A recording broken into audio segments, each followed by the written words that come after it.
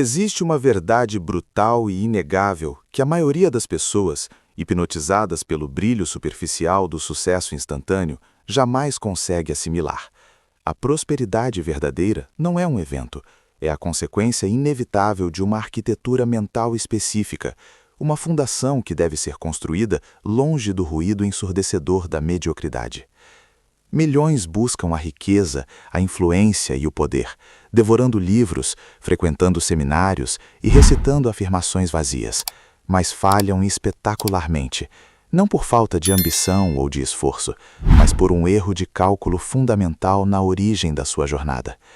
Eles tentam construir o seu império sobre o pântano movediço da dúvida e da influência externa, ignorando o código secreto que liga a sabedoria ancestral à maestria moderna de fortunas monumentais. O que acontece é que a maioria dos indivíduos está correndo freneticamente no que parece ser a direção do sucesso, mas na realidade estão presos a uma esteira invisível, movendo-se muito, mas permanecendo no mesmo lugar existencial. O mundo moderno nos ensina a olhar para fora, para a próxima tendência do mercado, para o investidor de sucesso, para a rotina matinal alheia. Mas o maior mestre da realização humana do século XX, Napoleon Hill, após dessecar as vidas de centenas de gigantes da indústria e das finanças, chegou a uma conclusão que ecoa ao mais antigo dos textos de sabedoria.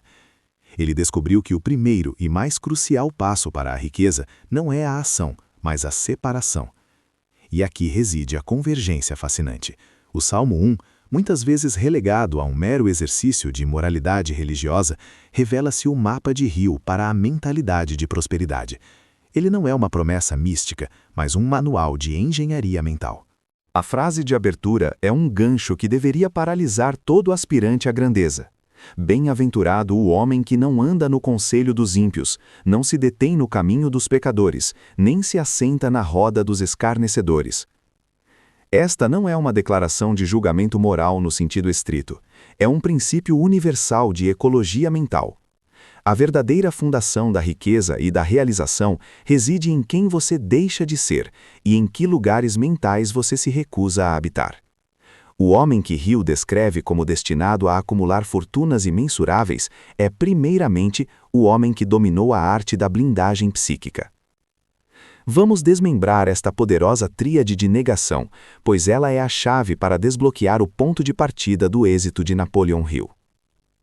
O primeiro movimento, o mais sutil e perigoso, é o andar no conselho dos ímpios. Quem são os ímpios no espectro da ambição e do sucesso? Não são necessariamente criminosos ou pessoas de má fé, embora estes certamente se enquadrem na categoria. O ímpio, neste contexto filosófico motivacional, é aquele que vive sem um propósito definido.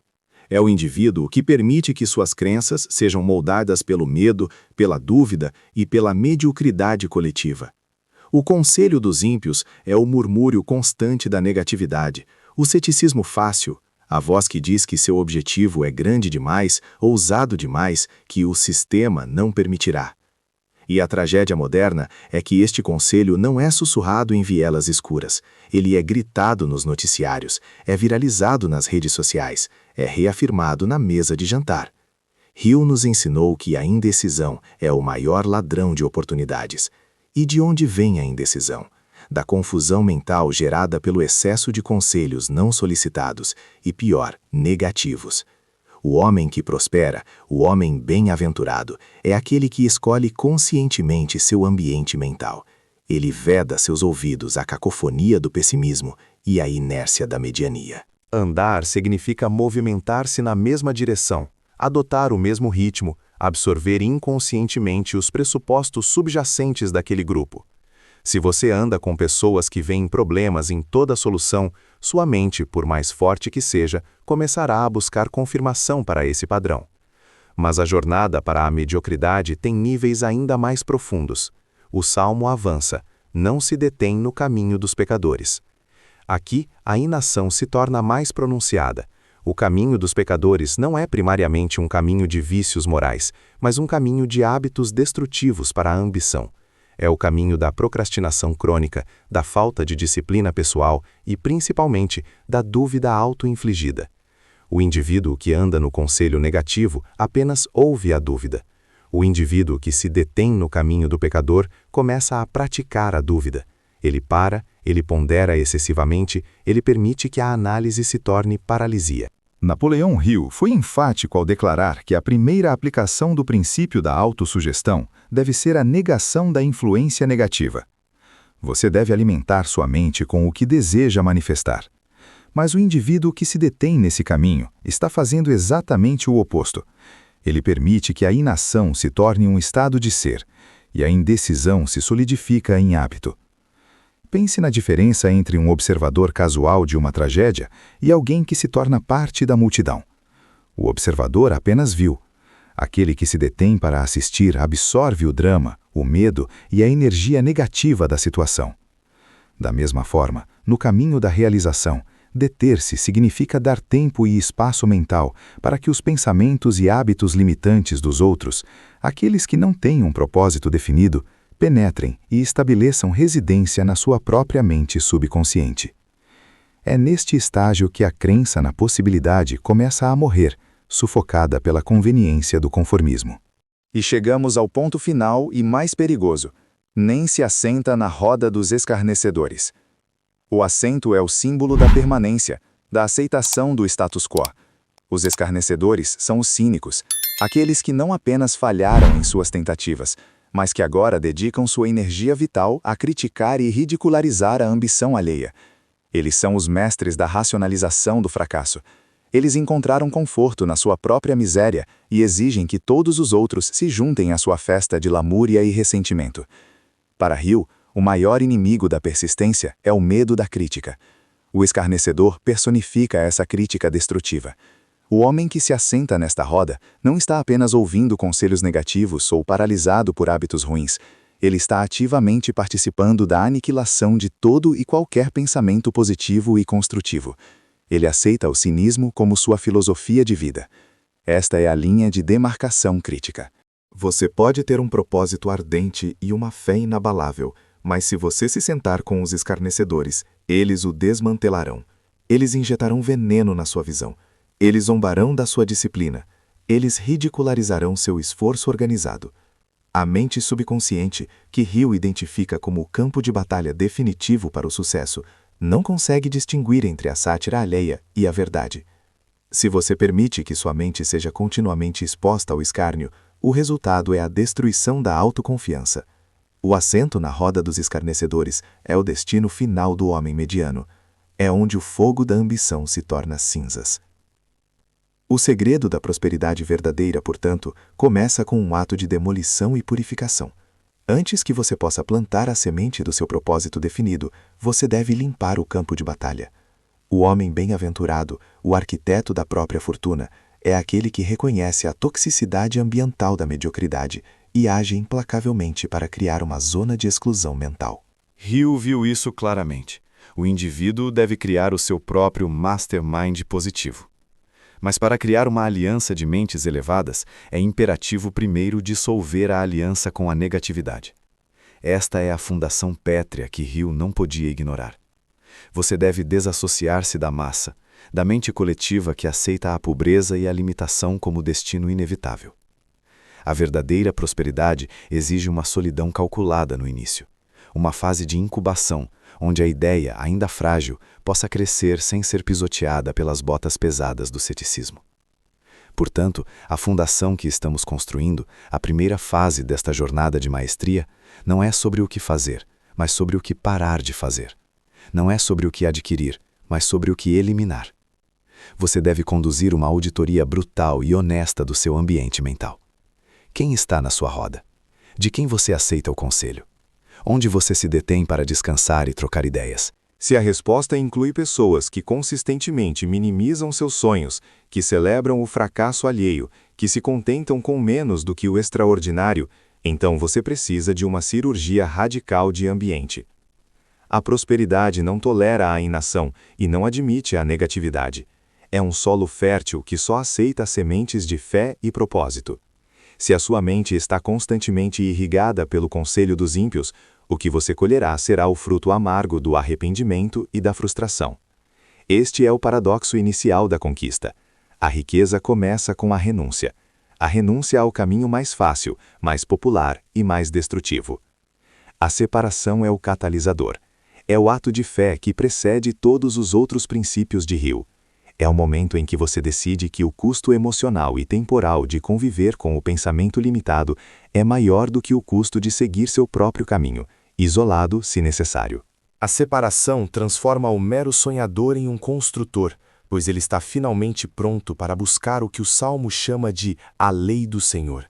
E é nessa lei, que Hill traduziu como os princípios universais da realização, que reside o verdadeiro segredo da frutificação. Mas antes de chegar lá, é preciso garantir que o plantio será feito em solo virgem, purificado da contaminação do pensamento derrotista. A jornada da prosperidade é essencialmente a busca por um lugar onde a semente da sua ambição possa crescer sem ser sufocada. É sobre fugir do caminho dos medianos para finalmente buscar o caminho dos mestres. Continua na parte 2, a meditação na lei e a definição do propósito ardente. A essência da escolha que fizemos, o pacto silencioso que firmamos ao virarmos as costas para a cadeira dos escarnecedores e para o caminho dos pecadores, não reside apenas na negação, mas na afirmação violenta de um novo estado de ser. Não basta apenas evitar a mediocridade. É imperativo construir a magnificência. A prosperidade que buscamos, aquela que floresce e não murcha, que é duradoura e resiliente, não é um acidente geográfico do destino, mas o resultado inevitável da arquitetura mental que escolhemos empregar. É aqui que o Salmo 1 transita da poesia inspiradora para o manual prático da filosofia do sucesso de Napoleon Hill. O indivíduo bem-aventurado é aquele cuja deliberação não é passageira, mas constante, aquele cujas raízes penetram o solo da convicção e encontram as correntes subterrâneas da verdade eterna. Essas correntes, no vocabulário do sucesso aplicado, são o nosso definite purpose, o propósito definido. É o ponto onde a metáfora do plantado junto a ribeiros de águas se manifesta como o requisito psicológico fundamental para a riqueza e a realização. Um rio de águas vivas, no contexto da mente, significa clareza cristalina sobre o seu destino, uma visão tão nítida que se torna um fato consumado na sua imaginação antes de se materializar no plano físico. A maioria das pessoas falha, e não o faz por falta de ambição ou de energia, mas por uma trágica ausência de propósito singular e unificador. Suas vidas são como solo arenoso, onde a semente da intenção é jogada, mas não encontra profundidade para criar raízes. Sem esse propósito definido, as águas, as energias, o tempo, os recursos se dispersam em 1000 riachos superficiais, nunca acumulando a força necessária para gerar o fruto. A dispersão é a antítese da prosperidade. A mente dispersa é um alvo fácil para a sugestão negativa, para a dúvida corrosiva e para o medo paralisante. Ela é varrida por todo o vento de doutrina, por toda nova oportunidade reluzente. E no fim, não realiza nada substancial. O homem que Hill e o Salmo descrevem como próspero tem suas raízes firmemente plantadas no solo da sua visão. Ele não apenas deseja a prosperidade, ele a decreta e constrói um plano organizado para alcançá-la. Esse plano não é um mero rascunho, é a manifestação escrita da lei da autossugestão em operação. Ele escreve o seu propósito principal e majoritário com tal especificidade, tal riqueza de detalhes e tal vinculação emocional que ele não pode ser ignorado pelo subconsciente. Este é o trabalho de meditar na lei, meditar dia e noite. O que é a lei senão os princípios inegociáveis que regem o universo e a mente humana? O princípio da causa e efeito, o princípio da compensação, o princípio da atração. Meditar nisso significa incorporar esses princípios, significa viver e respirar o seu propósito até que ele se torne o filtro através do qual toda decisão é tomada. Consideremos a força dessa repetição disciplinada. A autossugestão não é um truque de mágica, é a ciência da remodelação do mapa mental. É o processo contínuo de alimentar o jardim subconsciente com afirmações poderosas, claras e carregadas de fé.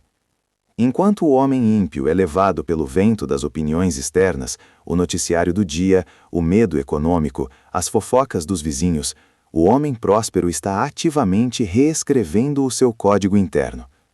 Ele lê seu propósito, não de maneira robótica, mas com a emoção de quem já possui o que busca. Ele visualiza a execução do plano, sente a alegria da realização e incorpora à identidade do indivíduo que alcançará aquele nível de sucesso. Esta é a meditação de que fala o texto. Não é a passividade, é a ação mental intensa e focalizada.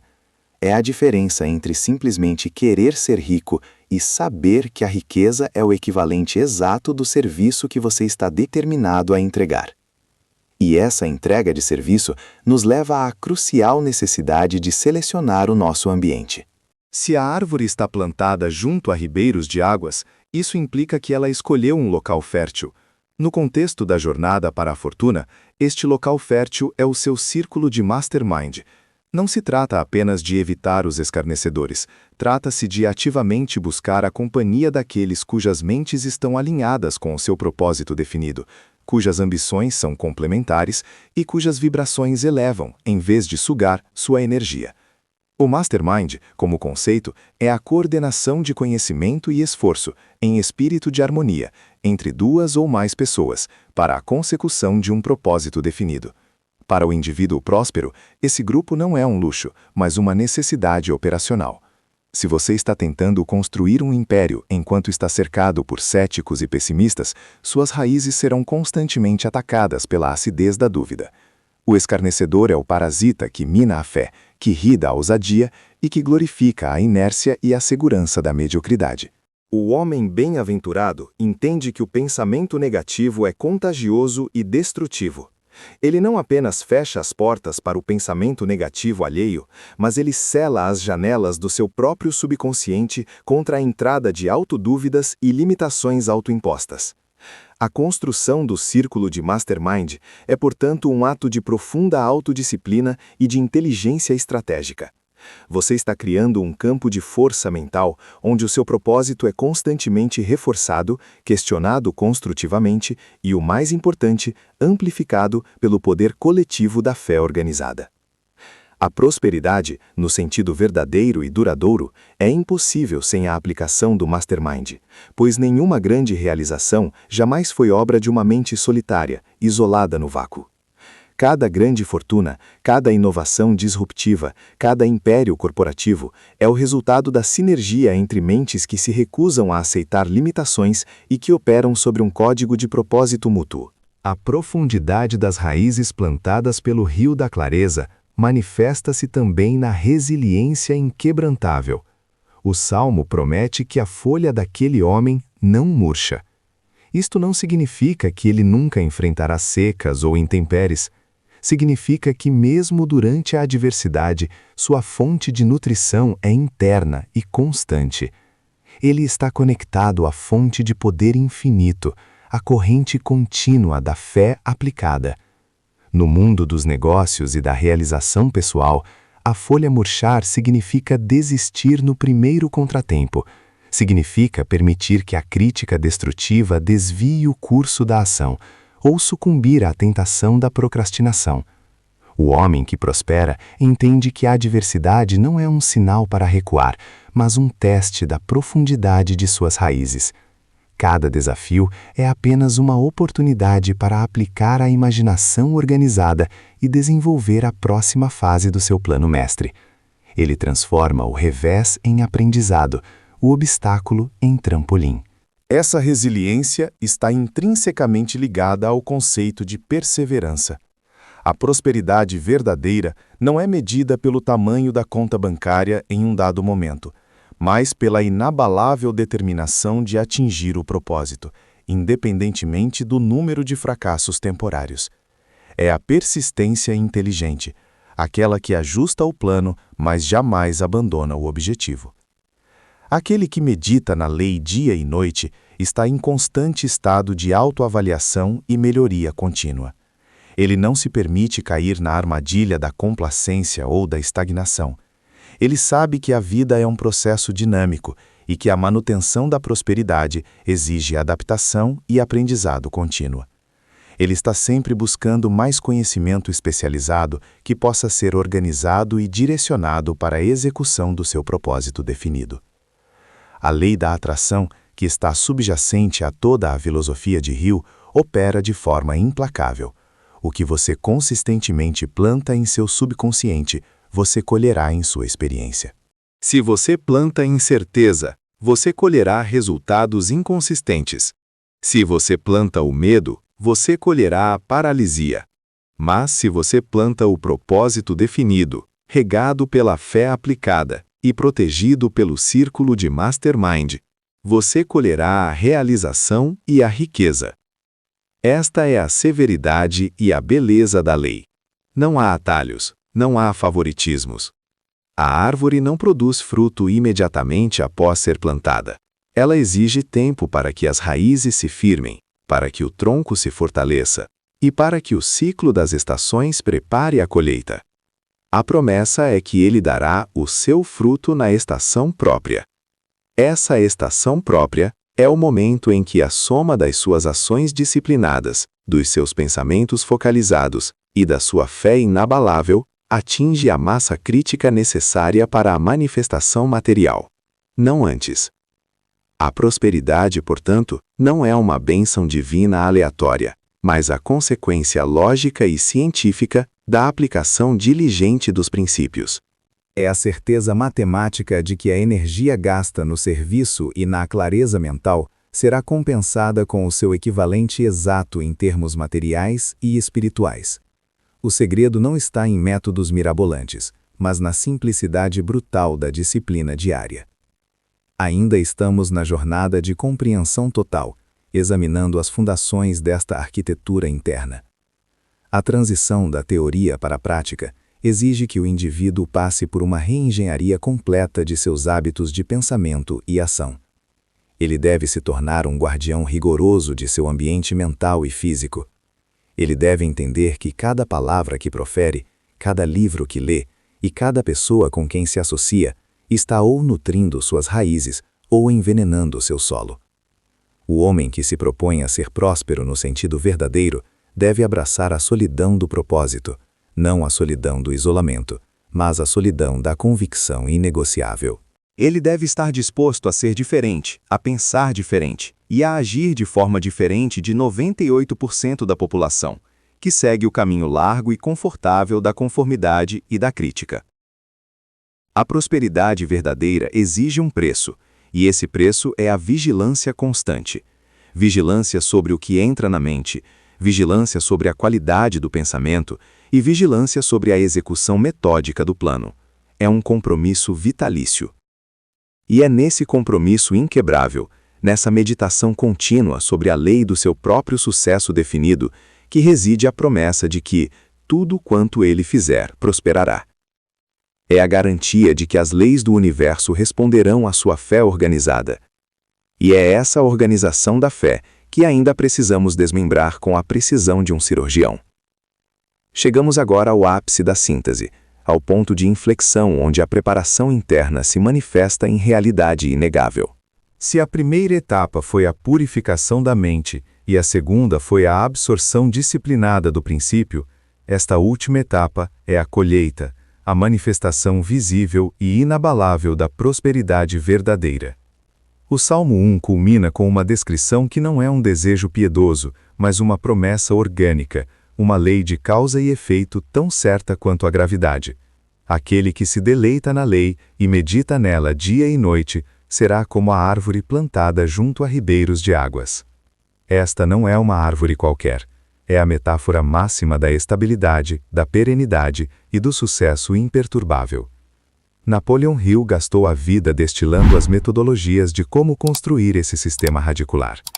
Os ribeiros de águas não são apenas recursos financeiros, eles são o fluxo incessante de oportunidade organizada, a fonte inesgotável de sabedoria aplicada e, criticamente, o apoio contínuo do princípio do Mastermind.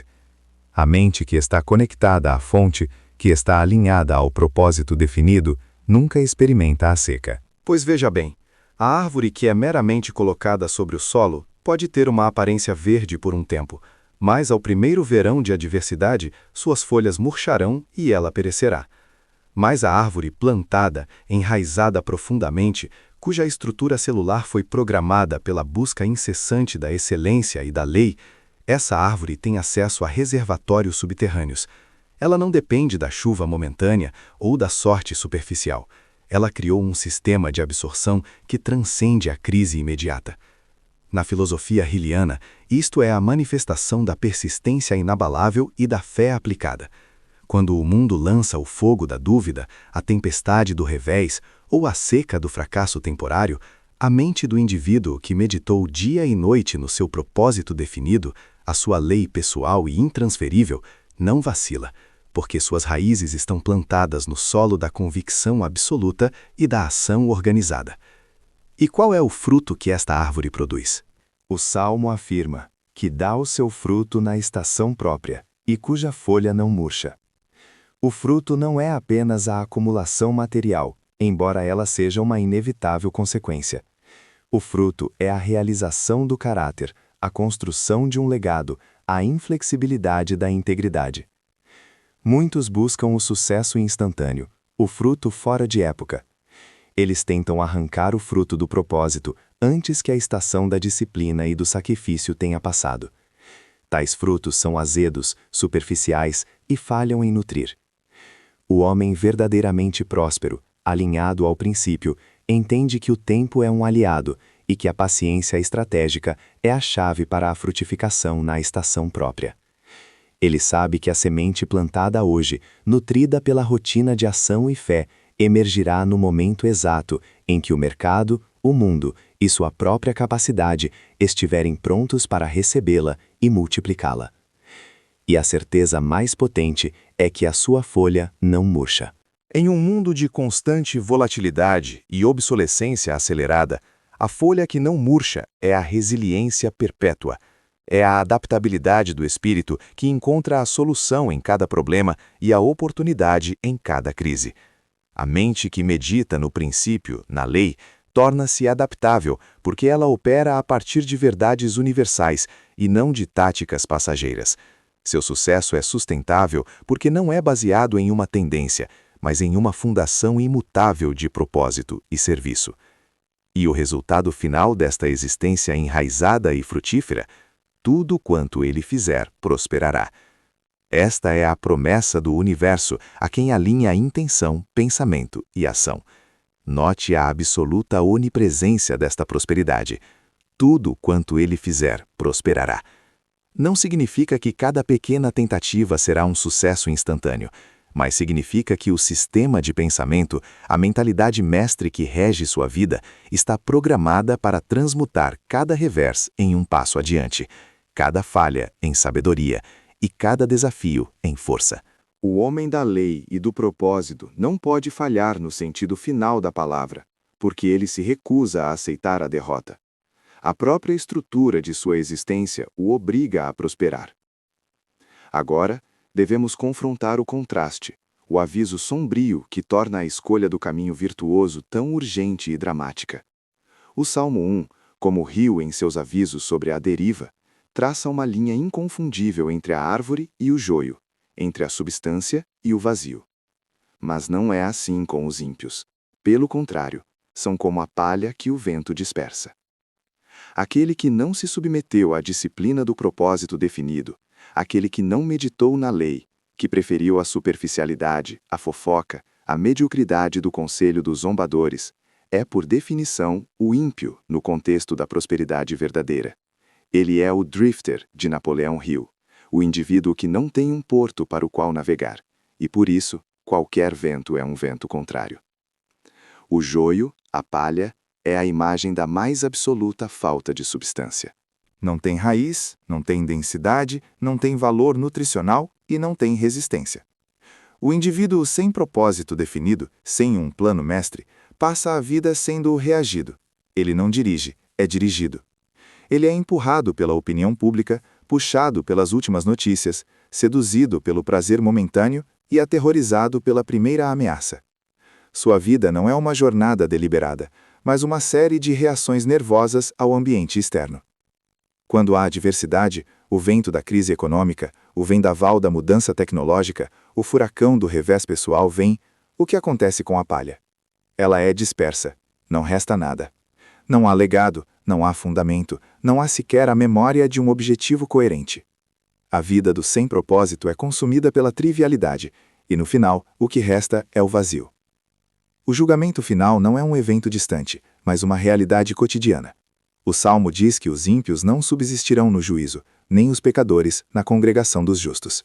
O juízo é o exame inevitável da vida e da carreira. O juízo é a avaliação do mercado. O juízo é o momento em que a oportunidade bate à porta e exige não apenas talento, mas caráter e preparação. Naquele momento de teste, o joio, a pessoa sem essência e sem propósito, não pode subsistir. Ela não tem o peso da experiência organizada, a credibilidade da persistência ou a visão da mente mestra. Ela é exposta como vazia. Eles não podem estar na congregação dos justos, que são aqueles que têm o peso da virtude, da integridade e da competência. A prosperidade verdadeira exige companheiros de jornada que compartilham a mesma intensidade de propósito. A congregação dos justos é o mastermind, o círculo de poder onde grandes ideias são gestadas e protegidas. O ímpio, por sua natureza vazia e inconstante, é incapaz de manter a frequência necessária para operar neste nível. A diferença, portanto, é a diferença entre a permanência e a dissipação. O Senhor conhece o caminho dos justos. O caminho, o método, o princípio. Este é o conhecimento que a mente próspera busca incessantemente. O sucesso não é um acidente para aqueles que se enraizam na lei. É uma trajetória conhecida e previsível. Eles operam com a certeza de um mapa que foi desenhado pela própria natureza da realidade. Mas o caminho dos ímpios perecerá. Perecerá não pela punição divina, mas pela inevitável autocanibalização da falta de foco. O caminho da desorganização, da indecisão, da procrastinação e do medo é um caminho que se destrói a si mesmo. Ele leva inexoravelmente ao fracasso e ao arrependimento amargo da vida não vivida. O segredo da prosperidade verdadeira, revelado pelo Salmo 1 e destilado pela filosofia de Napoleão Hill, não é, em última análise, sobre o que você ganha, mas sobre quem você se torna. A escolha está diante de você agora, neste exato momento de clareza e convicção. Você continuará a andar no conselho dos críticos, a parar no caminho dos procrastinadores e a assentar-se na roda dos zombadores, permitindo que sua vida seja palha à mercê de qualquer brisa passageira? Ou você irá, a partir deste instante, comprometer-se com a disciplina mais rigorosa, a meditação mais profunda e o propósito mais inflexível? Você deve tomar a decisão de se tornar a árvore. Isto exige mais do que um desejo, exige uma remodelação radical do seu ambiente mental. Exige que você corte radicalmente as influências que contaminam sua mente subconsciente. Exige que você estabeleça o seu propósito definido com uma clareza laser e comece a meditar nele, visualizando-o, escrevendo-o, falando-o, dia e noite, até que ele se torne a única realidade possível. Exige que você crie seu mastermind, seu próprio rio de águas vivas, composto por mentes que elevam, inspiram e responsabilizam. A prosperidade verdadeira não se compra, ela se constrói, raiz por raiz, folha por folha, fruto por fruto, através da aplicação incessante dos princípios. O caminho da lei é difícil, pois exige disciplina diária e a rejeição constante da gratificação instantânea.